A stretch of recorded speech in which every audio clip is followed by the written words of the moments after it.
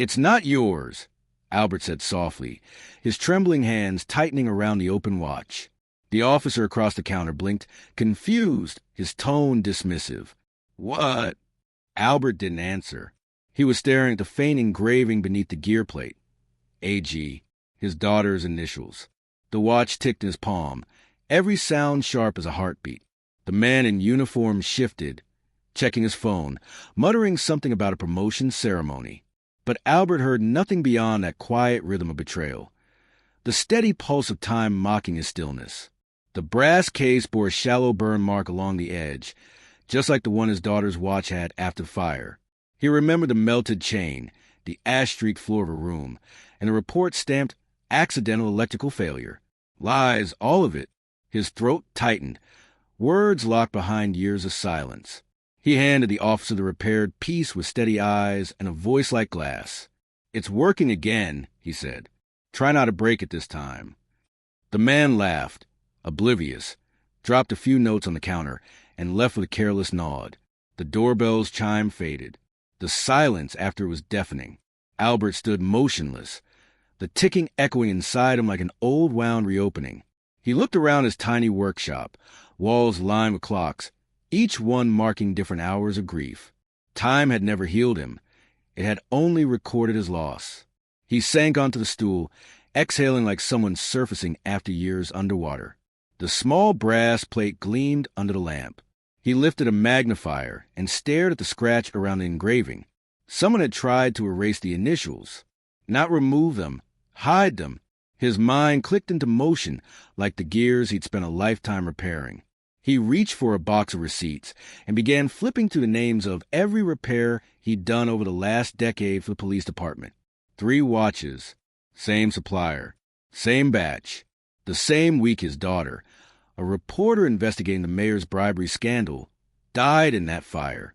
He remembered her voice the night before, calm but firm. "They think I'll stay quiet because I'm young. But people like that forget ink doesn't burn." That was the last time he heard her speak. The explosion came before dawn. They called it a short circuit. The police chief had personally supervised the case. Albert, then in his 60s, buried her without questions. But now the questions were ticking again, louder than ever. That night, he stayed in the shop long after midnight. He dismantled every old clock on his shelves, laying their faces open, lining them across his table. The sound was maddening, hundreds of tiny hearts beating in different times. He stared at them like a conductor before an orchestra of truth. He took one of the larger clocks, the one his daughter had gifted him on his retirement, and etched something into its brass frame. For 12 a.m., the exact time her building collapsed. Then he set its hands to that hour and wound it once. The second hand began its silent rotation. Morning came gray and cold. Albert walked to the police station, carrying an old pocket watch wrapped in cloth. The receptionist waved him through. Chiefson sighed. The man looked the same as he had on TV, confident, polished, untouchable. His metals gleamed brighter than his conscience. Albert placed the watch on his desk, the ticking quiet but clear. "It was yours once," he said. The chief raised a brow, half amused. "You must be mistaken." Albert opened it, revealing the engraving beneath the repaired glass. Presented to Chief Harold Moore for bravery in 2010. But beneath the signature plate, faint as dust, was another marking, property of Amelia Gray. For a long second, neither man moved. The ticking filled the room like dripping water in a cave. The chief's smile faded. "Where did you get that?" His voice cracked the air. Albert's eyes didn't waver. "From your officer. He said it was broken. I fixed it." Silence pressed between them. Moore leaned back slowly, forced a laugh. But it didn't reach his eyes. "You old men love stories, don't you?" Albert smiled faintly. "Only the true ones." Then he left the room, leaving the watch ticking on the desk. That evening, the mayor's speech echoed through Albert's small TV as he sat in his dark shop. "Time heals all wounds," the man said grandly to a crowd at the City Hall dedication.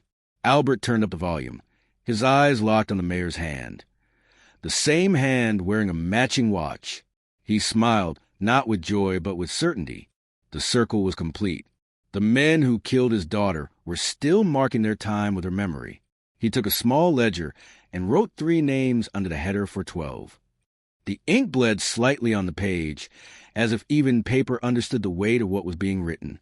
He tore out the old calendar on the wall, revealing a blank wooden panel behind it. From a hidden notch, he pulled out a small velvet box.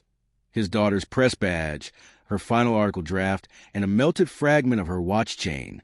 He laid them out beside the clocks, his trembling fingers steady now. "You wanted truth," he whispered. "Let's start with time." At dawn, Albert reopened his shop. But now, every clock inside was set to one single hour, 4:12. The people who walked by glanced uneasily at the display window, whispering. The story spread to the town like fog. The old watchmaker had gone mad, setting all his clocks to a dead hour. But Albert knew better. The town was finally beginning to look at time differently, not as something to move past, but as something waiting to be answered. That night, as he closed the shutters, a faint knock came at the door. He opened it to find an envelope slid under the frame. Inside was a single note typed in a trembling font. "Stop digging, old man, or we'll stop your clock next." Albert smiled, the lines on his face tightening with purpose. He turned toward the wall of ticking clocks, their hands frozen at 4:12, and whispered under his breath, "Then I guess it's time to start winding." For 12, Albert whispered, eyes fixed on the clock tower that hadn't chimed in years. The gears groaned as he wound the mechanism, dust raining down like memory. His hand trembled, not from age this time, but purpose. "That's the minute you stop breathing, Amelia," he murmured. The metal clicked into place, and the tower's great hands froze for a heartbeat before moving again, backward. Down below, the city stirred. To them, it was just an old man fixing time. To Albert, it was justice beginning to breathe. When the bell struck once, its echo spread through every street he'd ever walked with her. The sound was soft but heavy, like the start of a confession that had waited too long. He returned to his workshop, where the wall clock stood still at 4:12 a.m., their faces staring like witnesses. He began to dismantle one after another, adjusting each pendulum to that same frozen hour. The tick that followed felt wrong, too steady, too alive, until he twisted the regulator, forcing them all to beat in unison. The shop filled with an eerie rhythm, dozens of tiny hearts pounding to the moment she died. He sat back, exhaling. "Now you'll all remember," he said quietly. By mid-morning, word had spread. Customers stepped inside with nervous laughter. "Mr. Gray, all your clocks are wrong," one woman said, half amused. Albert smiled faintly, cleaning a brass face with a rag. "Not wrong," he corrected, "just telling the truth." She frowned, confused, but left without pressing further. By noon, he'd made his rounds. The library, the old bank lobby, even the mayor's office, offering free maintenance on their antique wall clocks. "Just bringing them to harmony," he told each one, his voice steady. Every single clock he touched would now strike 4:12 once, not 12 times, a small note only he and the guilty would hear. At home, he took out his daughter's press badge again, the edges curled from fire and time. He ran his thumb over the melted corner where her name was half gone, Amelia G. The rest had burned away, just like her truth. He pinned it on the shelf beside a single unwound pocket watch, engraved a dad, "So you never forget to smile." He didn't smile now. He closed the box gently and picked up his phone. The first call was to the retired fire chief. "It's Albert Gray. I found something strange about that fire report." There was silence, then a tired sigh. "Albert, it's been 15 years. And yet it still burns," Albert said. The man didn't reply, but before hanging up whispered, "Some fires aren't meant to go out." That night, Albert stood at his shop window, looking across the street at the police precinct. Through the glass, he could see them laughing, more the chief and 2 others he recognized from Amelia's funeral. They'd shaken his hand back then, pitying him like a fool. He watched them now, older, fatter, their faces careless. His reflection overlapped theirs in the window, 2 worlds layered by time. "You buried her truth with a pen," he whispered. "Let's see how ink sound when it ticks." He started building something that night, a contraption that wasn't quite a clock. The base was heavy iron, the gears old but precise. He soldered wires, carved plates, and engraved tiny symbols along its edge, letters she'd use in her coded notes, ones only he would recognize. By dawn it was done, a hybrid of his craft and her courage. At its center, a single hand pointed upward, unmoving, until he set the gear in motion. The device began to hum, lights flickering in rhythm with the tower outside. Days passed. The town's clocks now ran to his pulse. People started whispering that their watches would pause every night at the same time, 4:12. The news called it the sleep of clocks. The police chief laughed it off on camera. Just a coincidence, he said. Albert watched from his dark shop, the glow of the screen reflecting in his eyes. Coincidences, he muttered, are just crimes that ran out of excuses. That evening, he walked through the park where Amelia used to read her stories aloud to children. The benches were freshly painted for the mayor's upcoming event. He stopped near the fountain, a memorial built after the fire that killed 5 innocents. The plaque read in memory of heroes lost in service. He crouched, running his fingers over the bronze engraving. The letters were polished clean, but he saw it now, a faint misprint near the corner, almost erased, sponsored by Moore Construction and Associates. The same men who built her death trap. He pressed his palm against the metal, feeling the cold bite of truth beneath his skin. You didn't just kill her, he whispered. You sold her ashes for votes. His reflection rippled in the water, eyes hollow but burning. Behind him, the clock tower struck once, 4:12 again. He stood up slowly, the sound echoing like her heartbeat through stone and steel. That night, Moore received an envelope with no name. Inside was a watch stopped at 4:12 and a note that read, "You can't buy silence forever." He threw it in the trash, laughing, but something inside him twisted. When his office clock chimed a minute later, only once, soft and deliberate, he froze. Across town, Albert sat in his chair, surrounded by clocks all ticking to the same secret. He didn't need weapons. Time itself was doing his work. The men who'd buried the truth were beginning to hear it again, in every hallway, every second that refused to pass quietly. Near midnight, the wind knocked something against his window, a small envelope. Inside was a photograph, Amelia standing beside the half-finished building, smiling, holding her notebook. On the back, written in trembling ink, "You're not alone in this." Albert looked toward the tower, its faint light flickering through fog. Somewhere, someone remembered her too. He turned off every clock, except one, and listened to its steady, honest tick. His voice was low but certain. "Then let's see who runs out of time first. Make it stop." Chief Moore's voice cracked through the darkness as the clock on his wall struck once, 4:12. He threw his whiskey glass at it, shattering the face, but the ticking kept going, muffled on the floor, inside the walls, inside his head. It was the same sound in every room now, steady, patient, merciless. Across town, every clock seemed to know his name. He pressed his palms against his ears, breathing fast. "It's nothing," he muttered. "It's just a trick." But Way opened his drawer to grab his pills. The old pocket watch lay there again, the one he'd thrown away a week ago, its hands frozen at that same cursed hour. For a long moment he just stared. Then he saw the engraving beneath the cracked glass, Amelia Gray.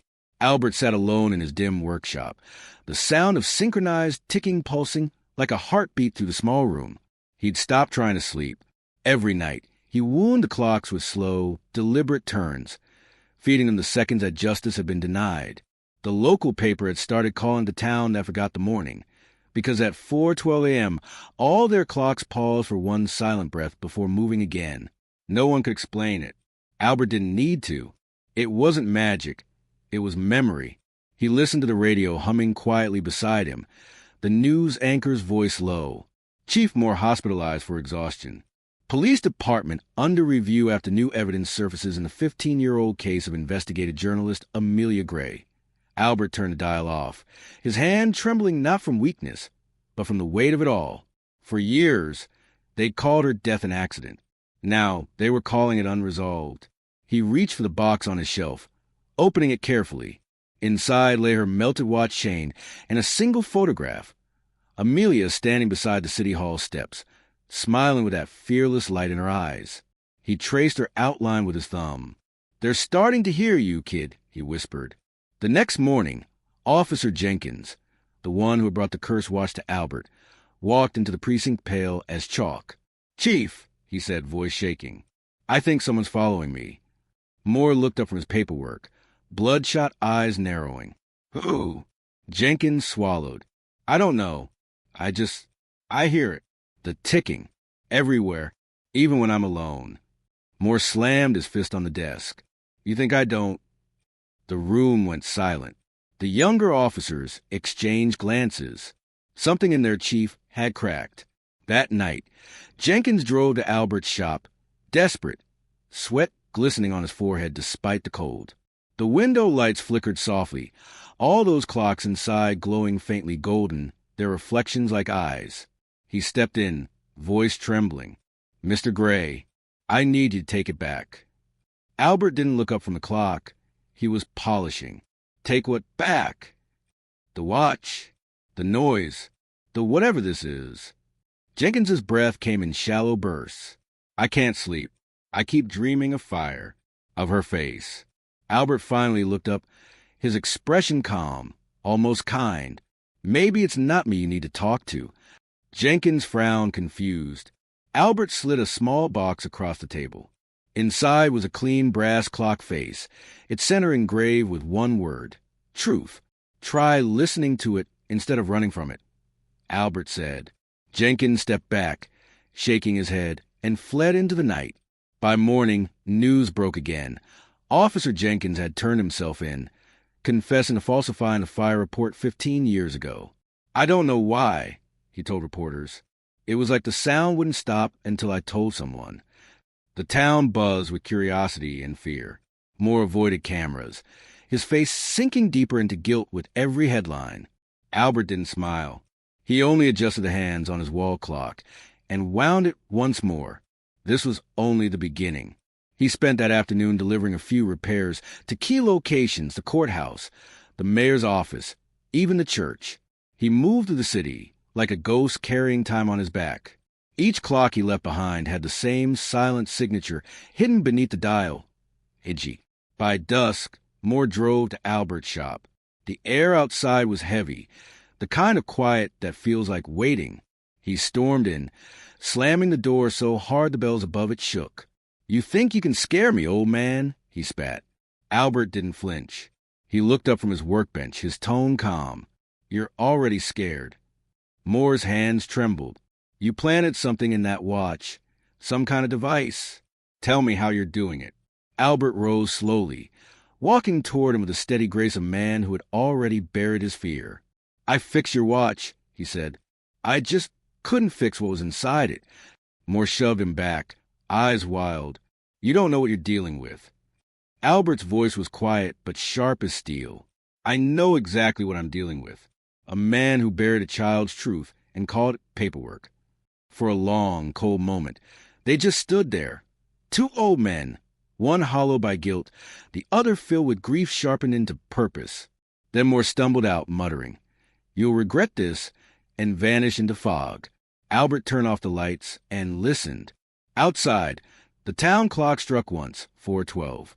That night, every television in the city flickered for a moment, broadcasting static before freezing on an image. A clock face cracked, its hands unmoving. Below it, words began to appear one by one. The fire, the lies, the time has come. Panic rippled through the airwaves. Moore slammed his fist into the screen in his office, glass shattering across the floor. But beneath the shards, something glinted, his own reflection twisted inside the cracked glass. He sank to his knees, the sound of ticking louder than his breath. Back in his workshop, Albert sat surrounded by silence. The clocks had all stopped now, every single one frozen at the same second. He took out Amelia's broken badge, placing it gently on the workbench beside a small brass plaque engraved with the word justice. For the first time in years, his hands stopped trembling. He looked toward the window, where the faint glow of dawn began to touch the street.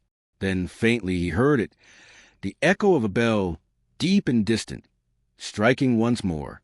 The hour of silence was over. The hour of truth had begun. "Time's up," Albert whispered, his voice steady as the mayor raised the golden scissors toward the ribbon. The crowd clapped, cameras flashed, and the sunlight caught on the brand-new clock tower behind him, its polished brass gleaming with pride. No one knew that inside its gears, under every screw and plate, the truth had been waiting, wound-tight and ready. As the mayor's speech droned on about progress and honor, the clock's hands trembled. At exactly 4:12, just as he said the word future, the tower stopped. Every clock in the city froze. The sound died so suddenly that people glanced at each other, confused. Then a low mechanical click echoed through the speakers, one Albert had built himself. A voice filled the air, calm, cracked, and familiar. "This is for Amelia Gray," it said. "The girl you called an accident." Gasps spread to the crowd. The mayor's face drained white. The voice continued, each word deliberate, carved from years of silence. "You burned her truth for your comfort. You buried her story in ashes. But time doesn't forget." On the massive tower screen above them, the image flickered. A sequence of names appeared. Chief Harold Moore, Officer Jenkins, Mayor Grant Hollis. Each name followed by a date and a photograph, the fire, the bribe documents, the falsified reports. The crowd erupted into chaos. Reporters shouting questions, phones raised like torches. Moore staggered forward, shouting for the feed to be cut, but the microphones had been rerouted. The old man had thought of everything. Albert stood near the back, unnoticed among the panic, his face unreadable. He had dressed in the same brown coat Amelia once bought him for his birthday. He didn't smile, didn't blink. He only watched. The clock hand stayed frozen at 4:12 as more footage played, security logs, recordings, transcripts, each line exposing a layer of their corruption. Then, as if by unseen design, the tower began to tick again. But this time, with each tick, one of the engraved brass plates on the clock's base slid open, revealing letters beneath. The crowd pressed closer. It read, "They stopped their time. I restarted it." The mayor shouted for security, but the guards hesitated. The truth had broken something in the air, something sacred. Back in his small workshop, Albert's last gift sat waiting on the table. A simple letter addressed to the city press. No anger, no threats, just a story. The story of a father who refused to let lies outlive love. In the final line, written in careful ink, he had written, "You can bury a clock, but not its echo." He sealed it, placed it beside his daughter's badge, and turned off the radio that was still blaring the chaos from the square. His eyes lifted to the wall of clocks. Hundreds of them, all stopped at 4:12. The silence was beautiful. It sounded like peace. At the ceremony, the crowd turned as Moore fell to his knees, clutching his head. He can't do this," he stammered, eyes darting around as if time itself were watching him. The mayor's wife screamed as the engraved brass lettering at the base of the tower continued to shift, rearranging under the heat of the sun.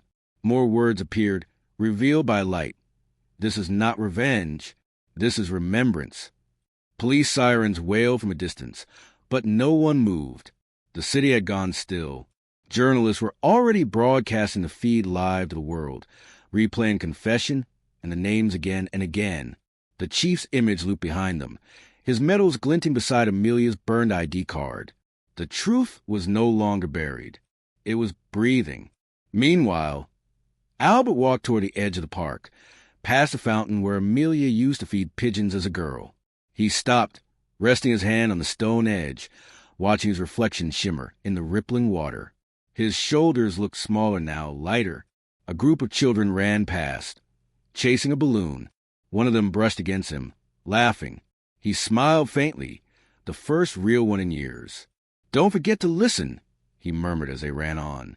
A young reporter, breathless, found him minutes later. "Mr. Gray," she gasped. "Was it you?" "Did you?" He turned, meeting her eyes with quiet calm. "No," he said softly. "It was time." She hesitated, confused, but he kept walking. Behind him, the clock tower let out one last mechanical sigh and began to strike again once, twice, 3 times. The sound was softer now, almost human. By nightfall, the city was covered in the quiet glow of news screens. Every channel replayed the event. The phrase "the final second" trended across the world. Some called it an act of vengeance. Others called it art. But those who knew the story, who remembered the fire, called it justice.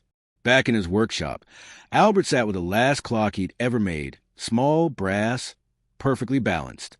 On the inside, instead of gears, there was a photo of him and Amelia at her graduation, her arm looped through his, both laughing at something the world had long forgotten. He closed the lid and placed it beside the window where dawn was just beginning to show. The air felt still, sacred, and alive all at once. He took a deep breath, stood, and looked at the wall of stop clocks. "You did it, kid," he whispered. "You're free now." Then he wound a single clock one last time. Its tick was steady, pure, and patient. Outside, the bell tower struck its final note, a sound so clean it felt like the world exhaling. When the police finally arrived, they found the shop empty, except for one note taped to the door. She wrote the story. I just gave it back its headline. As the officer stood in silence, the clock tower chimed once more at 4:12, and in that frozen second, time didn't feel cruel anymore. It felt honest. Fire, make sure to like this channel, subscribe, and enjoy the videos.